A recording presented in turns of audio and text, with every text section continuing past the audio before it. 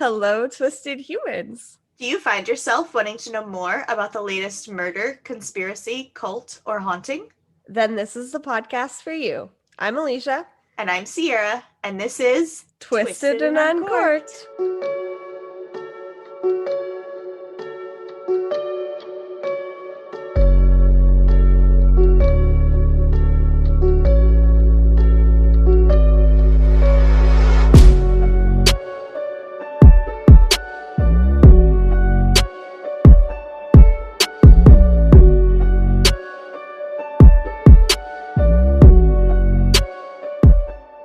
Hello, twisted humans, and welcome to episode 1 of Twisted and Uncorked. We have some big news on the show in case you missed it.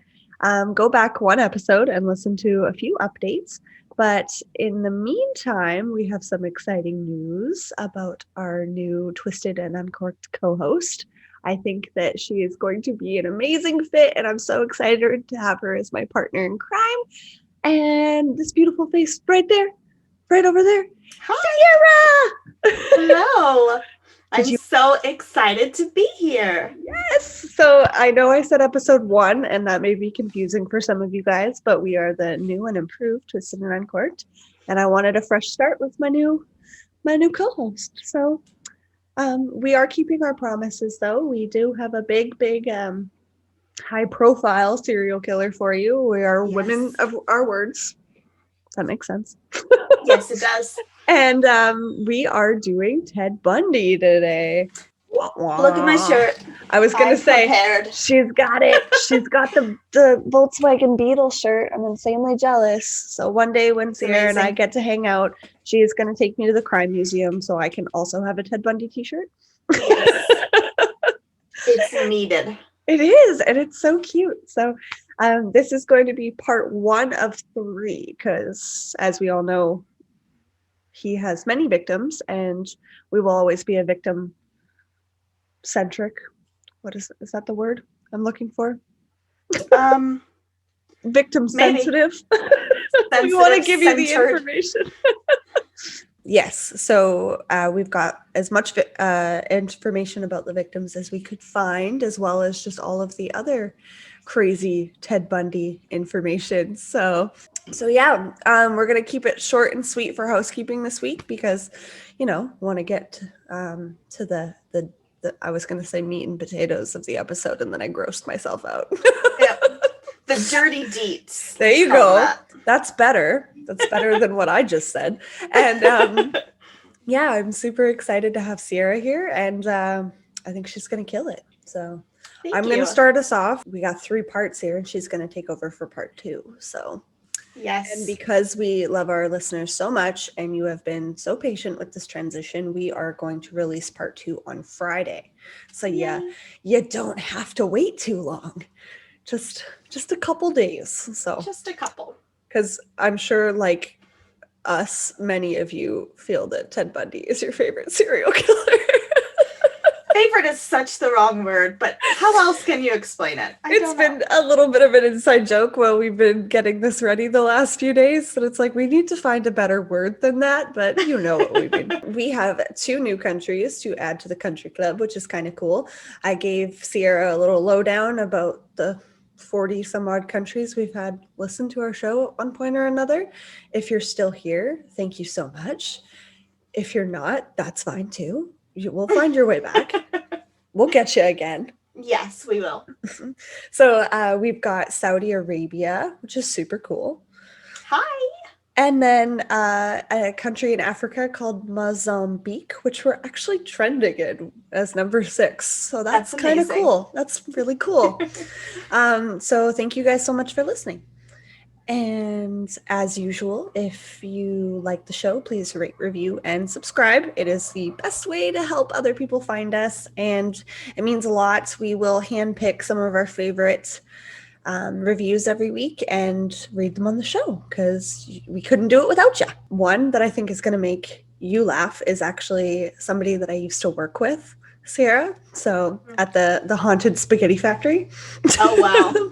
So she was listening to the show, and she's like, I have to write this for you guys. So she says, Two hilarious and quirky girls chatting true crime with wine. Can't think of a better time. Maybe time for a podcast opening rap song. I mean, we're new and improved, so maybe. Maybe. Someone write it up. We'll wrap it. I was going to say, if you're willing to write this, 100%. If you want to learn a little bit more about true crime and paranormal cases without it being too heavy, but still respectful with a twist of dark humor, then click follow, uncork a bottle, pour a glass of wine, and listen now. Don't worry, if you don't drink, the girls will do that for you. That is true. That pretty much sums it up. Right? Yes. So that is from JoJo. Thank you, JoJo, so much. Thank you. And then our next review that I picked was actually our contest winner of the t-shirt giveaway. I did let her know her t-shirt should actually be there today. If not, then yeah. So I'm really excited. Rosie, you got to send us some pictures. Got to show off your t-shirt. We want to see. Yes, tag. Yes. And she says, this is a great true crime podcast for all crime junkies out there. Fits perfectly in my weekly mix and is definitely a new favorite. They're hilarious, like laugh out loud funny, and you feel like you're just sitting with two friends chatting about crime. And that is still going to be our goal here because that is what we want. Yes, exactly what we want to do. And hopefully not, bum you out or ruin your day too much. But I think it'll be okay. Yeah, I was going to say, if you're here, you like true crime. So. Exactly. Yeah. So should we pour some wine? Because I think we're going to need it to get through. We are going to need it. Sir Bundy. Today we are drinking a favorite of mine from BC because, what better way to welcome your new co-host to the show than with a wine of their province, because Sierra is across the border and on the other side of the province from me. So yeah. But it'll be lots of fun because, like I was saying to her, there are a few wines that our listeners have suggested that we haven't been able to get in Canada, which is a bummer. But the good news is Sierra will be able to try it and we can cover it that way. So I'm talking to you, Sarah. I know you've been waiting for the Apple Barn wine. So yeah, we are drinking XOXO Rosé today. There is a light version of this wine. Do not make the mistake of buying it. It is only 8% alcohol, but the bottle is really pretty. It's like got flowers and stuff all over it. I almost made the mistake of grabbing that one because it is very pretty, but it would have been a mistake because let's face it, we need the full 12% for this. Yes, definitely. So this one is a light, flavorful Pinot Grigio mixed with rich Chardonnay.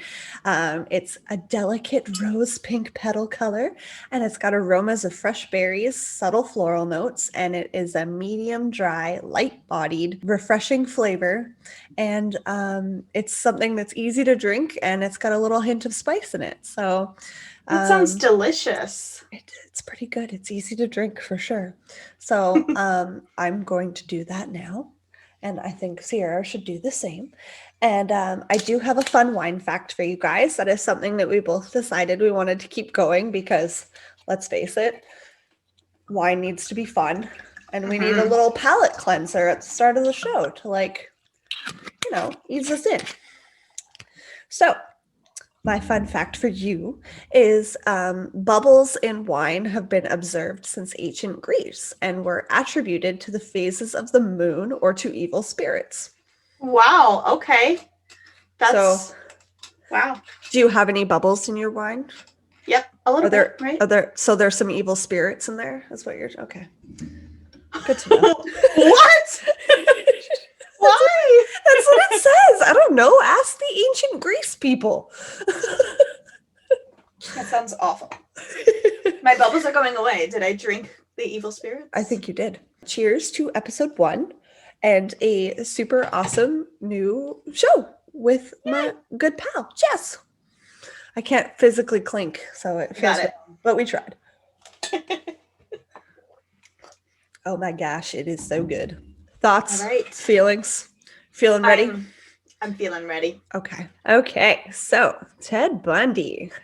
So during the 1970s, there was a huge spike in crime. I always make the joke that 2020 is going to be known for wearing masks and social distancing and everybody being miserable. But I mean, it's better than the 1970s, which appears to be known for serial killers. So yeah. could be worse, guys. It could. Let's perk back up here. Their serial murder was just becoming a term. I believe it was coined in 1976 officially. However, it was a pattern that was starting to emerge in the crimes. There were criminals like the Manson family, which we're going to cover, Son of Sam, which we're probably going to cover, the Hillside Strangler, also probably going to cover, John Wayne Gacy, obviously we're going to cover, and of course Ted Bundy. So he was one of the most notorious serial killers in the United States at the time and in history. This case perplexed the country for years, and we will get into theories as to why and how he was able to get away with this for so long and across 6 different states. We're going to start out serial killers where they all do, as children. Children. This is why you don't have children. All serial killers were once children. Yeah, that's true. Theodore Robert Bundy, he was actually born Theodore Robert Cowell, but he was born on November 24th, 1946 in Burlington, Vermont, to his mother Eleanor Louise Cowell. She always told him that his father was a sailor, but his birth certificates listed possible father figures as Lloyd Marshall, a 30-year-old war veteran, but his birth certificate was officially listed as unknown because she couldn't concretely decide who the father was, and he was thus stamped as illegitimate, which is so brutal. Yeah, they don't do that anymore. I'm really glad that they don't, because it's very common. Single parents are a thing. Yeah. You can have a birth donor, that's fine. And that doesn't make you illegitimate. But that is unfortunately the time that this was. And he was born in the Lund Home for Unwed Mothers. Initially, his mom had actually gone home and she was going to leave him there to be adopted. However, her father said, nope. And you bring that boy home. So he was a very old-fashioned man, like Bundy, like Ted was blood, and he's like, no, you take that, you bring him home. So she was under the age of 18 when she had him. I could not concretely find the age, so I didn't want to just add one, but she was somewhere in between 15 and 18 years old when she had him. He grew up believing that his mom was actually his sister, which is problematic in and of itself. Definitely. And because obviously they still lived with his grandparents because she was so young, and he was made to believe that his grandparents were his parents. I feel like a lot of movies now do that, right? Yes.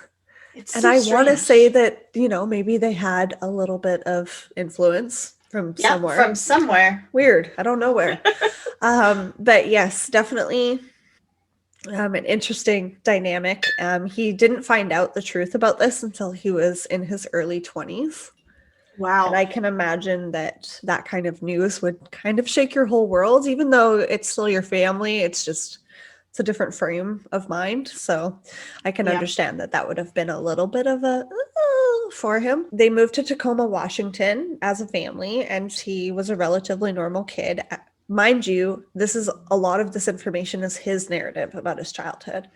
And he had the tendency to frame things in a very positive light, even though they always weren't, or not, even though they weren't always. Yes. She's like, yeah, okay, we're off to a good start. She speaks English.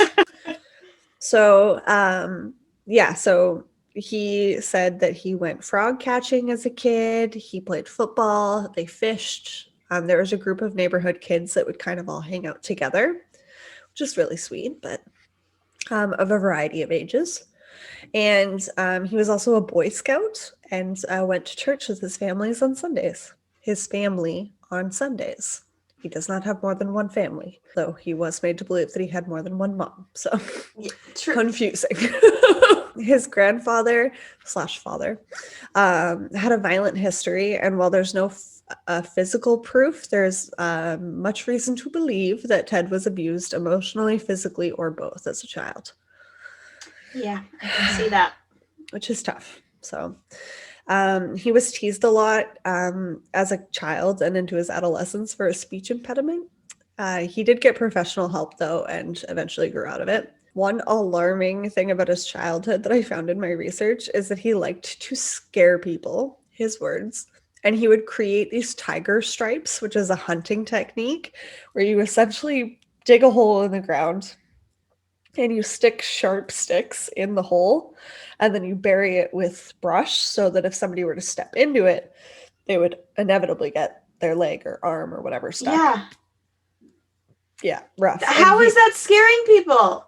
Thank you. That is hurting people. Exactly. That's not the same. Like, when you said he likes scaring people, I was like, oh, shit, I like scaring people. Like, I love hiding behind a door. When my kids come into a room, they don't know I'm in there, and I jump out and scare them. It's hilarious. I'm probably a terrible human, but it's so funny. No, that's so funny. And this is not the same. No, I would never you're not digging holes in the ground and trapping your children. Goodness. So he actually did this in the backwoods behind this neighborhood where a lot of the kids would play. And luckily, only one report of a little girl had hurt herself. So thank goodness, because who knows how many of these he built. Yeah, that's insane. Little psychopath. And hopefully no other victims of his scaring. Yeah. He started to look at violent pornography at a young age, and read detective magazines vicariously. There is a large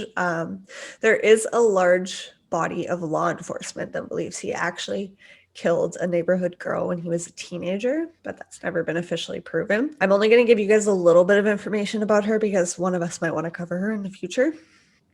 But her name was Anne Marie Burr.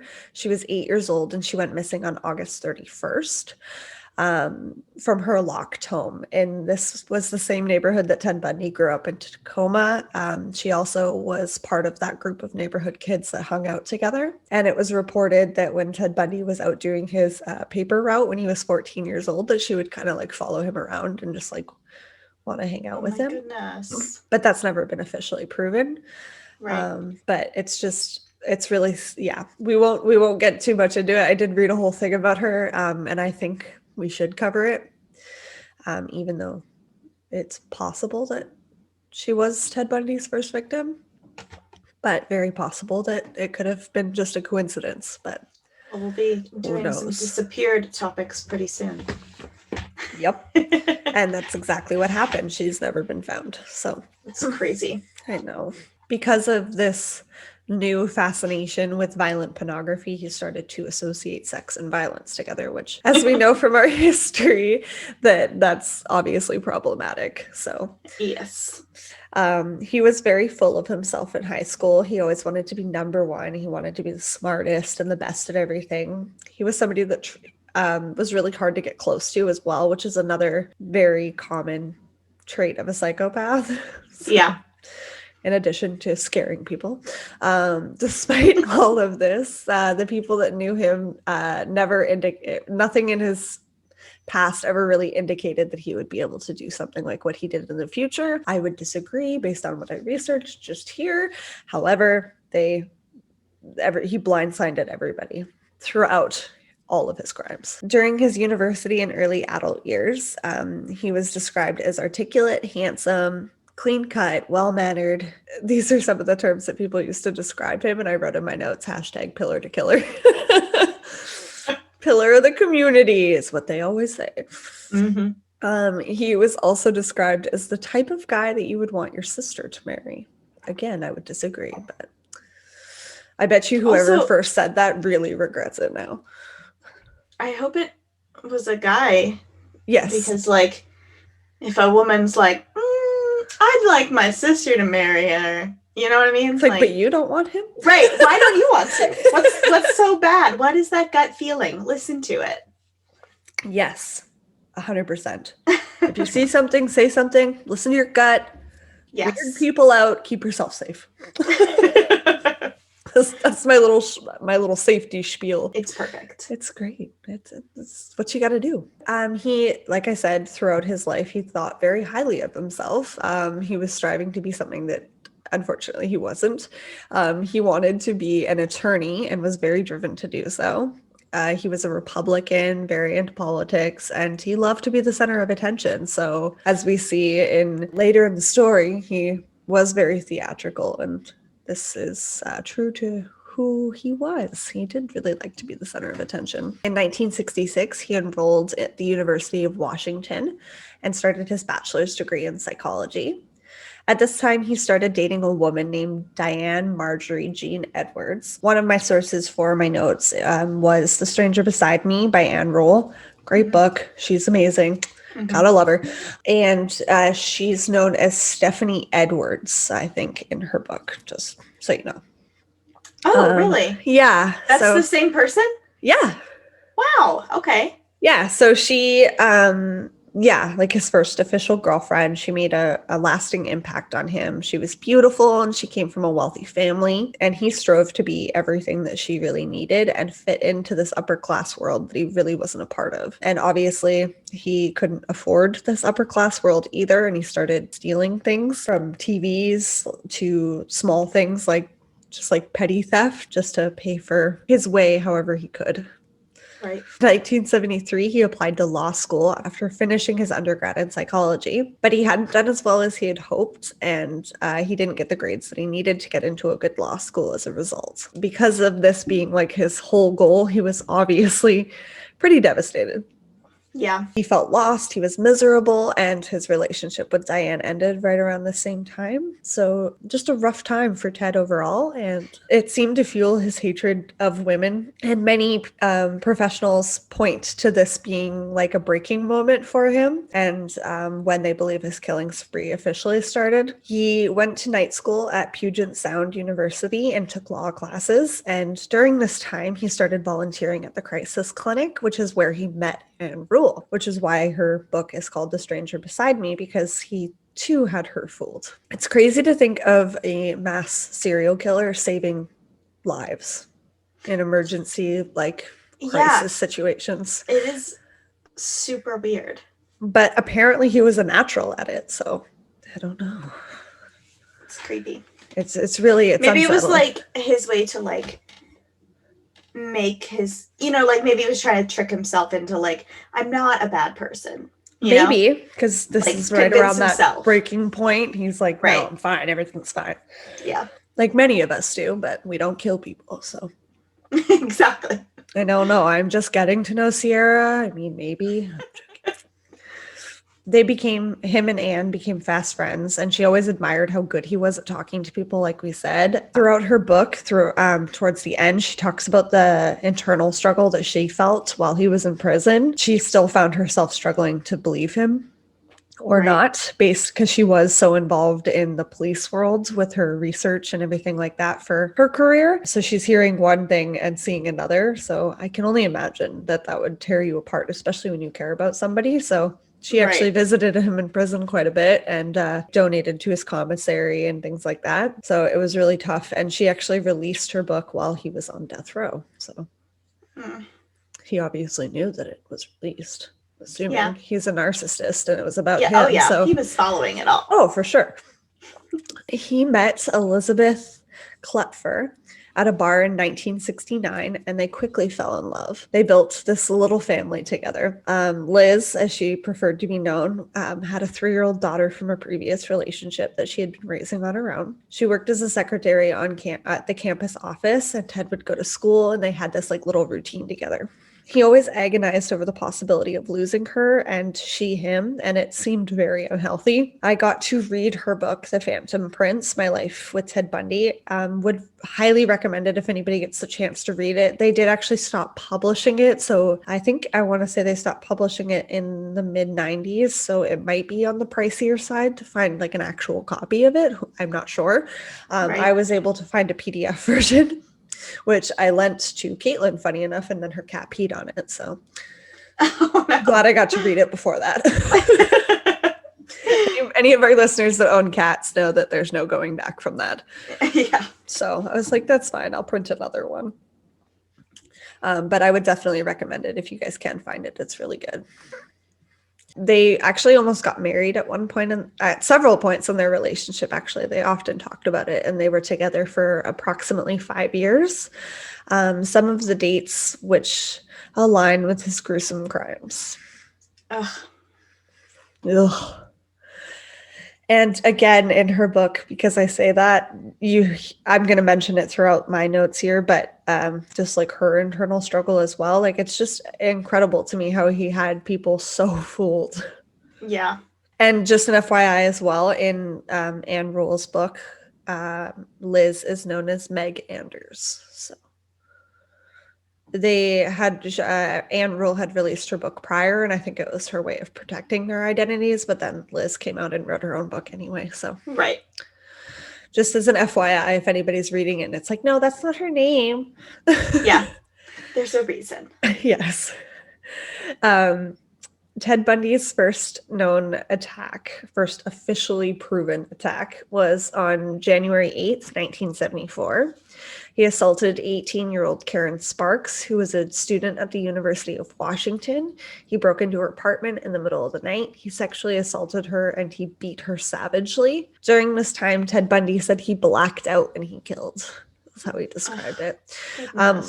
Luckily, Karen survived, but she sustained severe brain damage and had no memory of what had happened to her. And unfortunately, she was a dancer. And as a result of the head damage, she was never able to dance again because she had received so many blows to the head and it just kind of screwed up her equilibrium. So dancing was not in the question anymore. So how scary is that? Like, just like you're in your apartment and then you wake up in the hospital and you have no idea what just happened.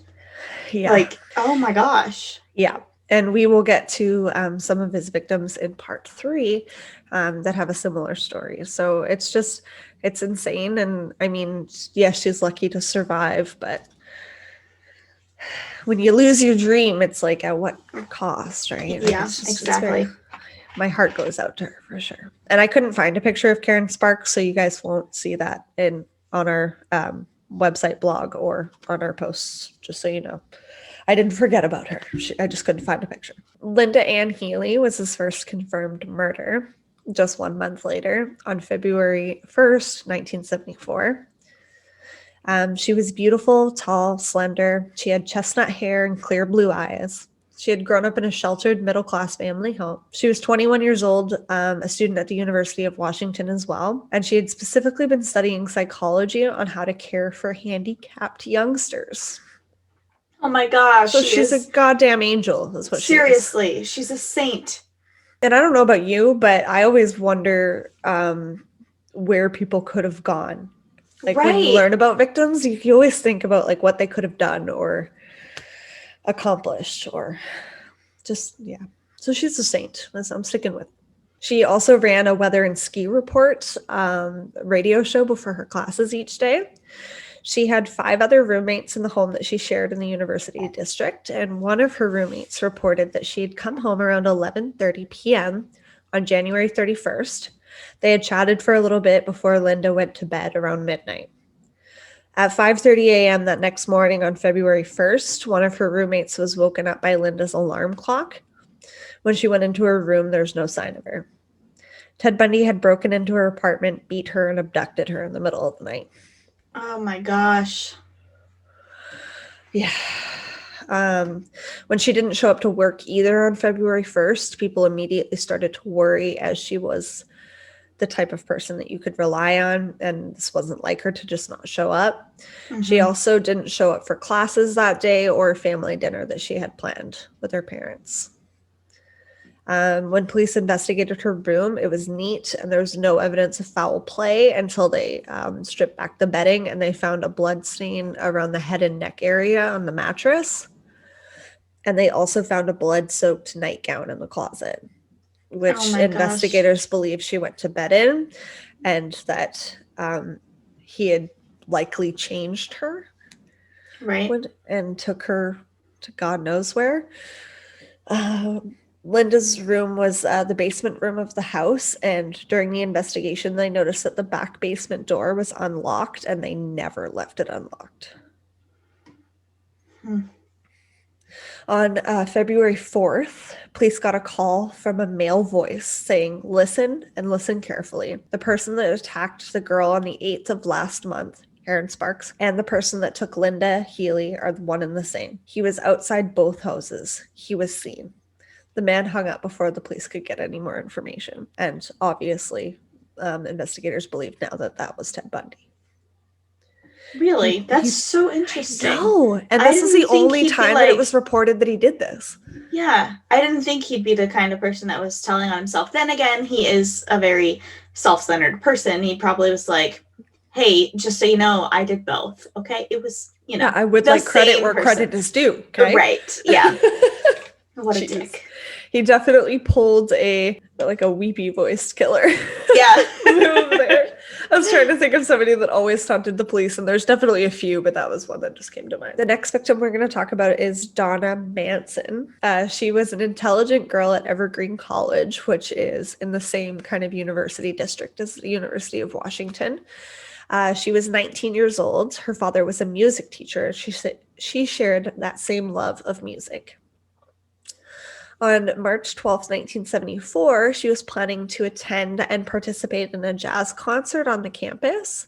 Her dorm mates said that she had come home to get ready before leaving around 7 p.m. to go to the concert. No one saw her at the concert, and investigators don't believe that she made it very far outside of her home. And she was actually not reported as missing until 6 days later. I hate that. I do too.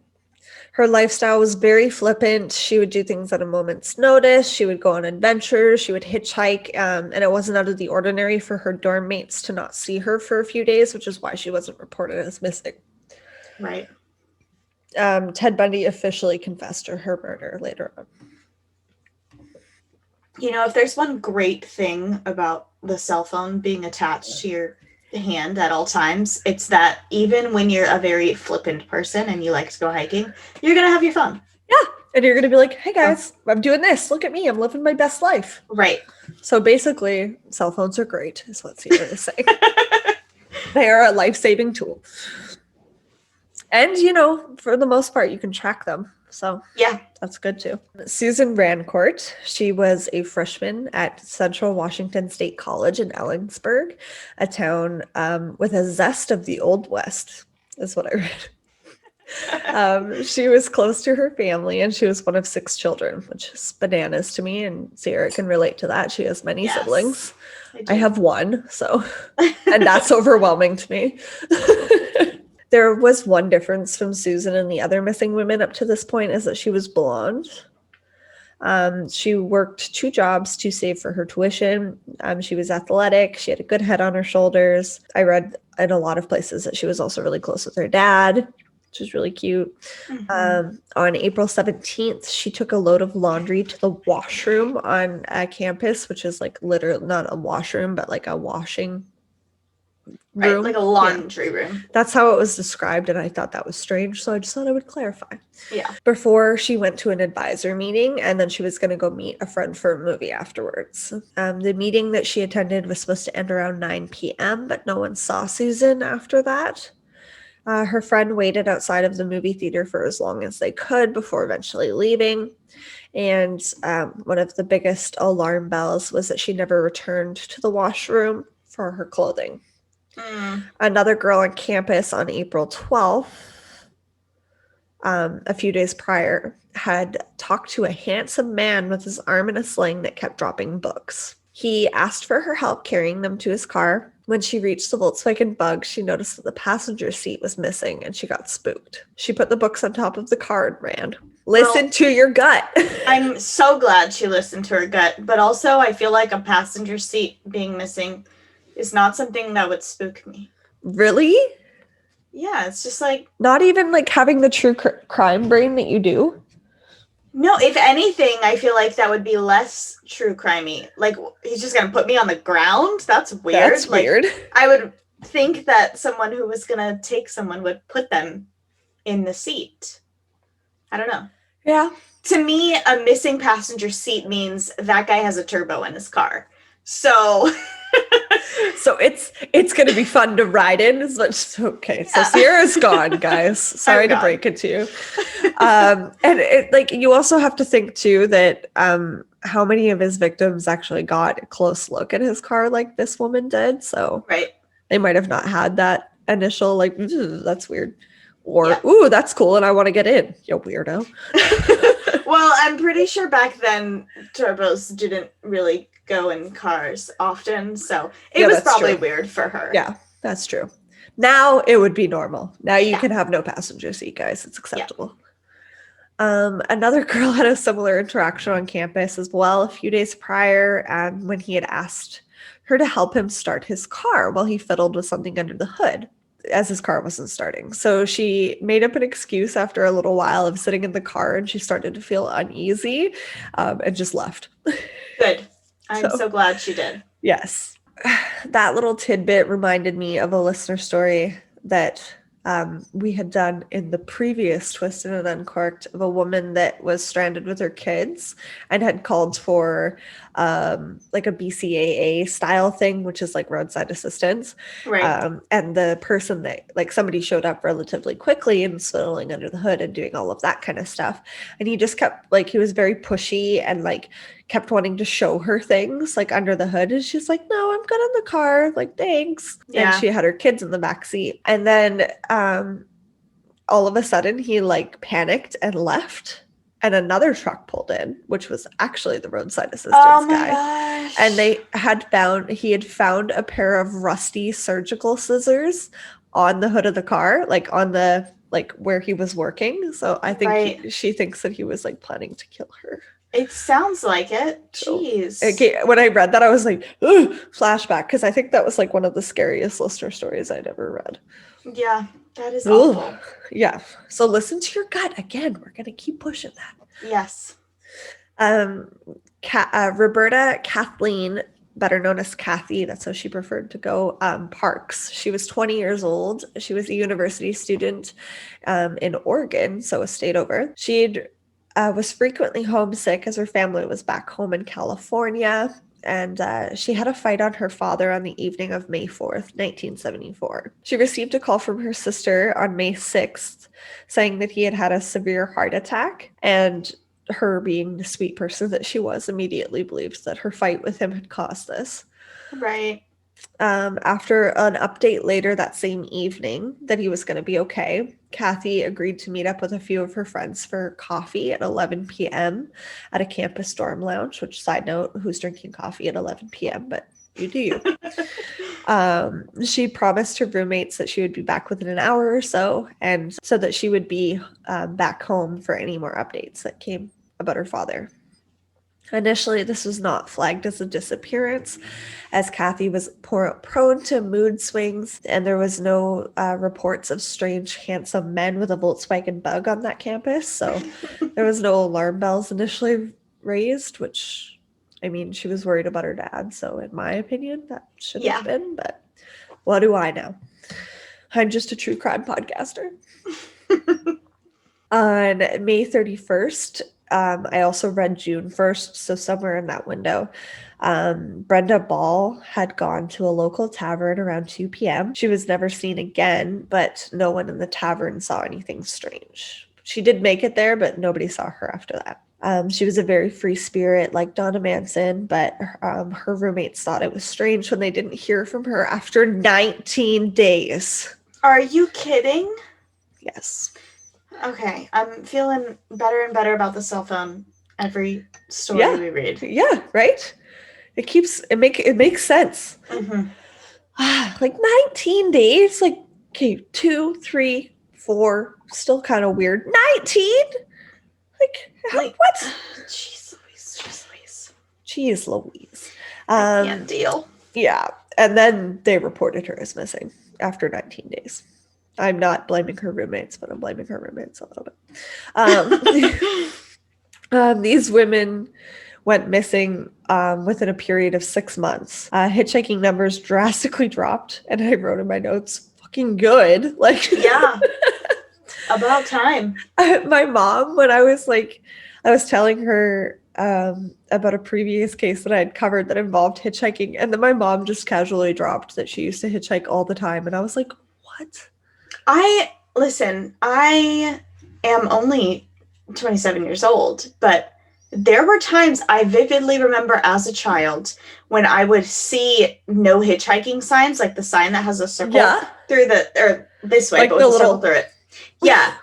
And I would be like, oh, why is that illegal? That would be so fun. Like, as a child, I was like, I would love to do that.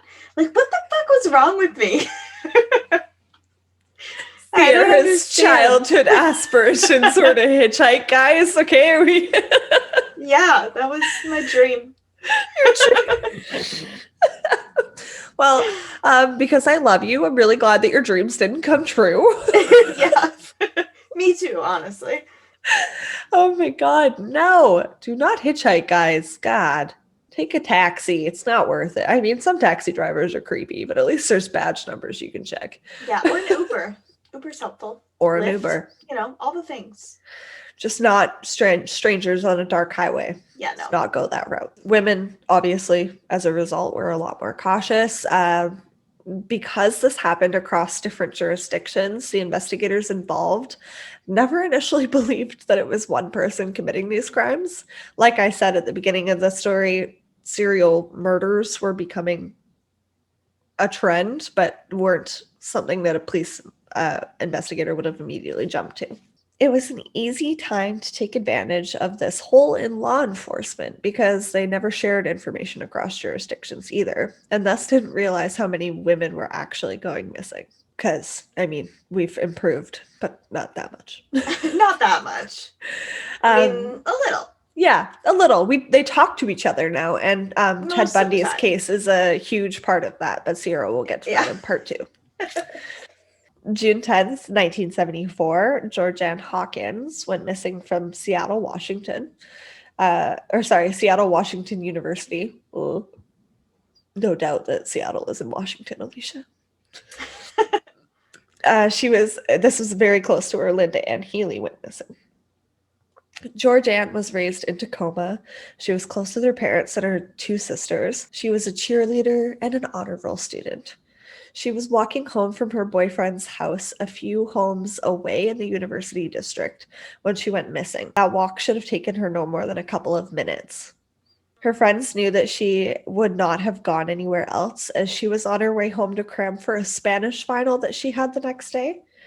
And she had just gone over to her boyfriend's house to say goodnight. When her roommates noticed that she hadn't made it in yet, they became worried and they awoke their house mother to inform her. This case was treated very seriously immediately.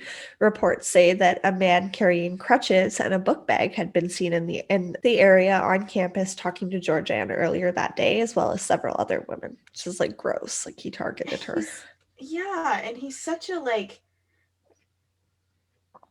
victim. He's not a victim, but he's always playing the victim. Yeah, because he thinks that nice women will help him out. Guys, just be horrible people. Just do what you need to do to survive. I hate it. Girls in the university area were advised to travel in pairs, to not use back alleys, and to only use the front doors of their homes, because in Linda Ann Healy's case, there was a few homes that were converted into many rooms or suites, so there was multiple entrances into the home. So they're like, just use the front door. And then we are at the Lake Sammamish murders. If I accidentally say Lake Squamish, I'm sorry. There is a Lake Squamish near where I am, and I get the two mixed up, even though it's not similar at all. Yeah. And this was July 14th, 1974. That day, the state park was bustling with thousands of people. There were many events going on. People set up all over enjoying the hot sunny day. Janice Ott was approached on the beach while she was suntanning alone.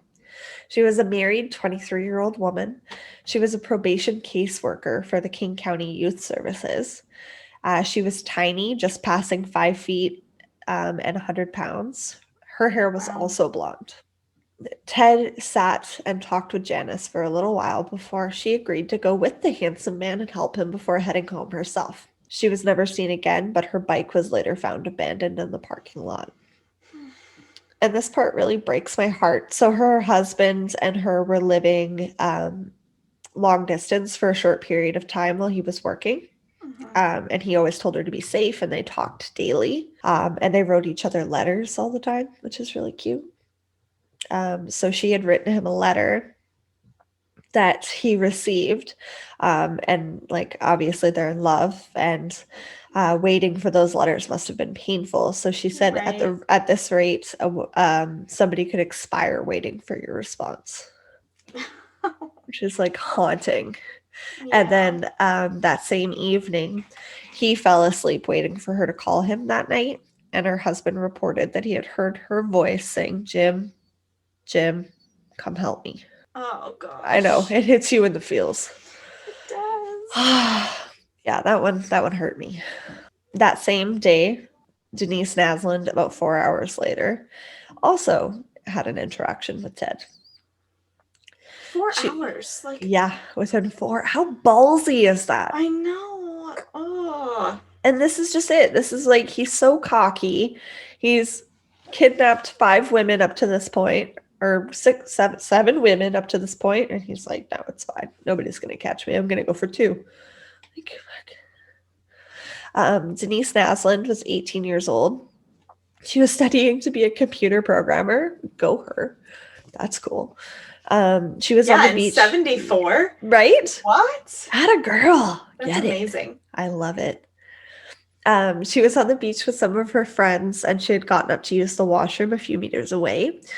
This mystery man had approached a few women leaving the washroom, which is just creepy in general. Don't do that. It is. Yeah. That's gross. We do business in there. Yeah. Go away. Yeah. Just give us her space, okay? It's fine. And he had his arm in a sling, and he was asking for help with his sailboat. A woman recalled seeing Denise leave the washroom, but no one ever saw her again after that. Her friends waited and searched until sundown with no luck. After hearing about this mysterious man later, her friends knew that she would have gone off with him willingly to help. It was just the kind of person that she was. It's so scary because I know. You want, like, your children to grow up and be good people and help people, but also, like, don't be too trusting. You want your children to grow up and be good people like you and I are, but also have a weird fascination with true crime that will forever keep them safe. Yes. Guys, teach your children about true crime, okay? It's the moral of the story. It's fine. Wait till they're, like, old enough. And then my grandma, she used to, like, when I was younger, me and my brother would play outside together all the time in her complex. Mm-hmm. And she often told me that girls are kidnapped more often than boys are. And I'm like 8 years old. I'm like, wow. Okay, sure. Yeah. I have so much anxiety now, and I never want to go outside again. Yeah. I think for now, once your kids are old enough to get a phone, just track them. As soon as they are old enough that they know how to turn off the tracker, that's when you get them into true crime. As soon as you're old enough to do something dumb, I'm going to scare you into letting me track you at all times. It's for your own good. I love it. Parenting safety tips with Sierra, guys. Yes. Denise Naslund and Janice Ott disappeared on this day, like I said, within hours of each other. People had reported seeing this male suspect, this Ted individual, walking around talking to women with his arm in a sling and asking for help to load his sailboat onto the hitch of his car. This obviously stood out as peculiar because I am a firm believer that women can do anything, but why are you only asking women for help with your sailboat? Yeah. So that was a little bit of an alarm bell. Some people also said that the man talked in a slightly different accent, maybe like a subtle British or Canadian accent. Or maybe like a fake British or Canadian accent. I'm thinking that was totally what he was doing. He was trying to disguise himself a little bit, but then was dumb enough to use his own name. So yeah, what an idiot. We're questioning the thought process here. And this was when the first ever composite sketch of Ted was created. Wow. Yeah. Ted seemed to work on a pattern of days as well. The only difference is that the disappearances were getting closer and closer to each other. But at first it started out like 26 days apart, 23 days apart. Like it just, it was really creepy. And one astrologer had predicted in the Seattle paper that the next woman that was going to go missing was going to be the weekend of July 13th to the 15th. And they were right. Wow. Except it was 2 women. That's insane. Yeah. And this particular astrologer had actually brought that theory to the King County Police, and they were dismissed because I get it. Like, it's not like a viable theory, but they ended up being right. So I hope that keeps those investigators up at night. Yeah, but at the same time, like, what could they have done with that information? Yeah. You don't know where they're that's gonna true. go missing. You have no idea when and where, but you just, fair enough. I'm just like cranky about it. Like the kahunas on this man, 2 women in one day. Tell ya. When summer passed, Ted Bundy moved to Salt Lake City in the fall of 1974 to attend law school. The police were hovering over him in Seattle, which was apparently becoming too much for him, and I will explain why they were hovering over him. During this time, his relationship with Elizabeth, or Liz, was very rocky. She was worried sick over their relationship, and that the distance of him moving to Salt Lake City was going to be the end of them. And she was also really worried about him cheating on her. Mm-hmm. And that same inner turmoil was depicted in her book, and it's really sad to read. And then later you hear the following, but we'll get there. And so ultimately him cheating on her was what ended their relationship, because she did find out. But during one interview, he said, "Why would I need to attack women? My first year there of school at the University of Utah, I must have slept with a dozen women, and they all came to bed with me willingly." So fuck you, Ted Bundy. Seriously. Like, just gross.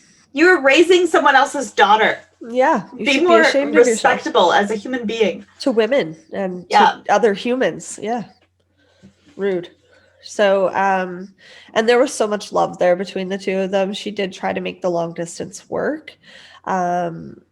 And she saw him when she could. Unfortunately, moving there with him wasn't an option, because she had actually just moved into a better home for her and her daughter in Seattle, and wasn't in a position to be able to move again. So in September of 1974, women started going missing in the Utah area.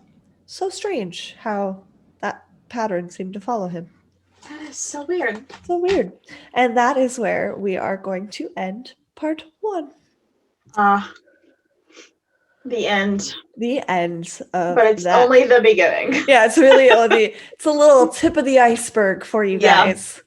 We do hope you enjoyed this first installment of Ted Bundy. We are coming back at your ears with more on Friday, because we love ya. And you've been so patient, and we're so excited to be doing this and creating this for you guys. So yeah. Any final thoughts? Any final Ted Bundy thoughts? No final Ted Bundy thoughts, but since that was just so awful to hear about him being such a dick, I do have a fun little Friends thought. Yes. You want to answer this Friends trivia question? I sure do. She and I bonded over Friends first, so guys, she busted it out. Okay. Oh God, I'm nervous. The pressure. Oh, it's gonna be so much pressure. I'm trying to find one that I know that isn't super duper easy. Okay, guys. I hope you love it. I do. I love it. She's surprised me with this, guys. This is not previously planned. This is a total surprise. Where did Rachel buy her apothecary table after pretending to Phoebe it came from a flea market? Urban Barn or whatever? That was close enough. It's Pottery Barn. Pottery Barn. Look at you. I love it. You can still smell the aromas. Yes. And then the freaking thrift store sheets. Colonial times. Yeah. Ross, those are from Pottery Barn too. Jeez, Ross, spend a little bit more on sheets. You don't need to get them at the thrift store. Yeah, that was good. I love that. That's so fun. You're going to have to do another one. I have a whole stack. I got these for Christmas, so. That is incredible. Somebody in your family really loves you. It was my husband. Aw, he's kind of great from what I've heard. He's pretty awesome. Yeah. You want to answer another one? Yes. Why does Monica receive a Porsche as a gift from her father? because he soaked all of her childhood things and used them to block the flooding of the garage to save the portion in the first place. Yes. Oh my gosh, it's so awful. And she made him feel like a piece of garbage, which he should have, because I mean, you can't favorite your children. Yeah, you really can't. Like, at least not mom, physically. You cannot. You can have it up here, but leave it there. I still like to believe that I'm the favorite child of the two, so. Yeah. I know that I'm the favorite, but only on certain days. Like, there is a certain time when other siblings become the favorite, and I notice it. You know, I don't live up there anymore, so I'm often not the favorite, but like, if I call, then I'm made top of the list. There you go. If I'm on the phone, I'm top of the list. If I'm not, they're just like, yeah, we have a daughter. Sierra who? Yeah. Rude. Yeah. I'm sad I can't ask you a trivia question, but that was fun. We played these on Christmas, and my brother-in-law was like shockingly surprised at how many answers I got right. And he was like, "You should not watch that show anymore." No, that's not a thing. I always have it on in the background. Kevin has only watched it one time through with me when we first started dating because he had never actually seen it. And I'm like, what the fuck is wrong with you? And I always have it on in the background that he quotes it all the time. Yeah. And I'm like, oh no, I've done this. It's such a good background show. It's so perfect.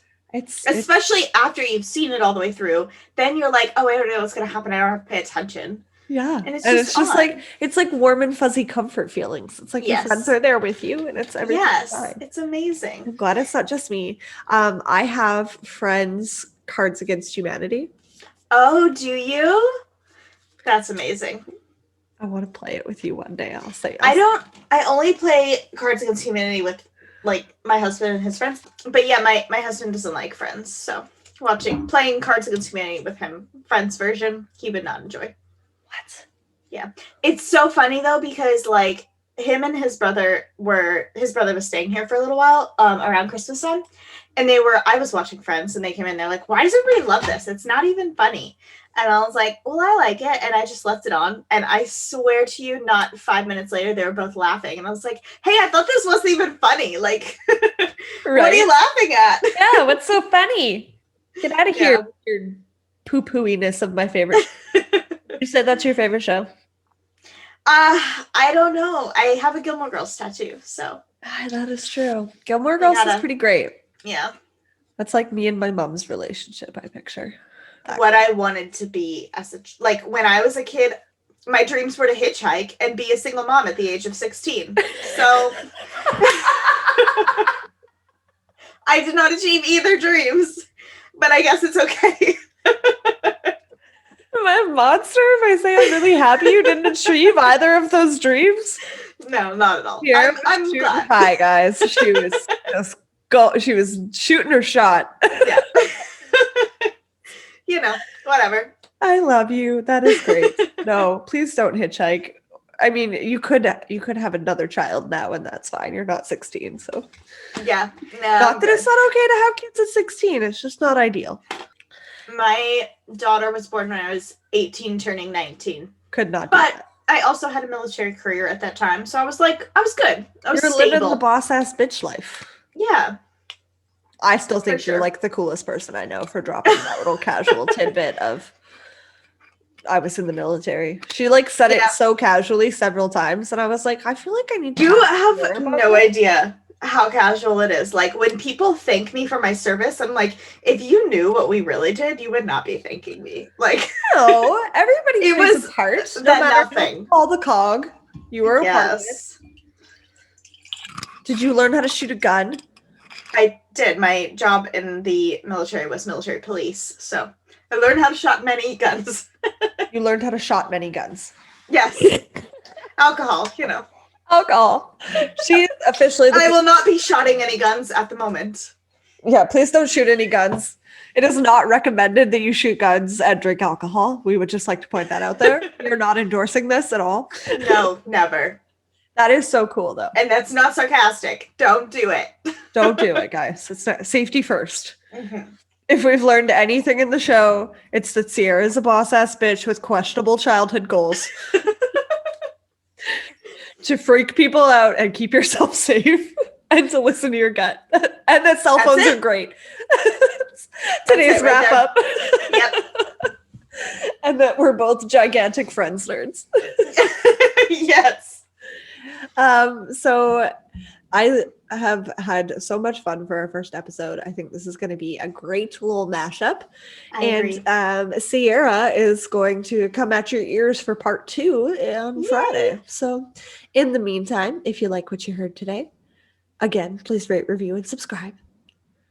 And hopefully you'll get your review read on the show. And as an added incentive, we are going to send you stickers. Stickers, yay! As a All thank you you. have to do is write a review, screenshot it, email it to us, and you get a sticker. Yes. It's so easy. So easy. And then you also kind of have to send us your information with that review, because otherwise we're just sending stickers into the netherverse, and that helps no one. So. It helps no one. No. Free stickers are great. Send us your address. Yes. And if you also have sticker anxiety, you can just hold on to them. Yeah, that's what I do all the time. In addition to our love of Friends, we also bonded over our anxieties over permanently sticking stickers places. So we'll be sure to at least give you a couple so you have options. Yes, of course. You can stick one somewhere and then you can hold on to the other one. Just in case. Because one day in like 80 years, you might want to put it somewhere. It's true. You might be ready to commit at that point. Yeah. But we hope you're ready to commit to us. So. Of course. Oh, that's so nice. So, we're the best. Yes, we are the best. And with a new and improved show also means a new and improved Patreon. I needed to sing that. I think we just lost all of our existing Patreons because of that song. It's so good, it needed to be sang. Yes, we are super excited about it. We've got new incentives, new names, a new look. And we've already told our existing Patreons that they're getting all of these new things that we are including now because we love them and we could not do the show without them and our listeners. So if you feel so inclined, you can jump over to our Patreon, and that is patreon.com/twisted and uncorked. And you can also find us, I think, on social media some places. I think so. I think so. We are. Yeah, I think there's an Instagram, right? I think there's an Instagram. There's a Twitter. There is a Twitter. There's this whole thing called like a link tree. Yes. You can find all the places. Yes. Including our website and our email and where you can leave us a review. We've put it all in one little easy spot for you. And that is on everything. So yes, check out our link tree and send us those reviews and check out our Patreon. And we love you guys. Anything else to add? No? Okay. And guys, keep it twisted. Cheers. Let's face it, 2020 is basically a mess. We've got worthless politicians, preachy celebrities.